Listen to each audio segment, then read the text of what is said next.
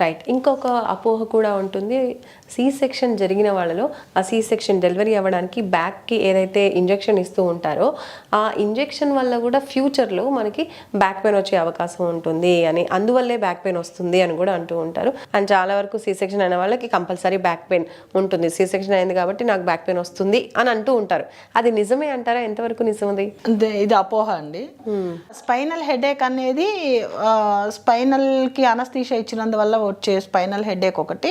Back pain కూడా కొంతమందికి అంటే వితిన్ 24 hours 48 hours ఉంటుంది తప్ప లైఫ్ లాంగ్ ఇప్పుడు మనం అప్పుడెప్పుడో ఆపరేషన్ చేయించుకొని అప్పుడెప్పుడో అనస్థీషియా తీసుకున్నాము తర్వాత ఎప్పుడో బ్యాక్ పెయిన్ వస్తుందంటే అది మనం కూర్చునే పొజిషన్స్ని బట్టి లేదా నిలబడే పొజిషన్స్ని బట్టి బరువు పెరగడం బట్టి, అంటే ఒక్కసారి సడన్గా బరువు పెరిగినప్పుడు ఆ బరువు అంతా ఒక కాలు మీద వేయడమో లేకపోతే నిలబడే పోస్చర్ని బట్టి కూర్చునే పోస్చర్ని బట్టి ఉంటుంది తప్ప బ్యాక్ పెయిన్ అనేది అనస్థీషియా అప్పుడెప్పుడో 3-4 years బ్యాక్ లేకపోతే 10 సంవత్సరాల క్రితం ఇచ్చిన అనస్థీషియా వల్ల బ్యాక్ పెయిన్ రాదు.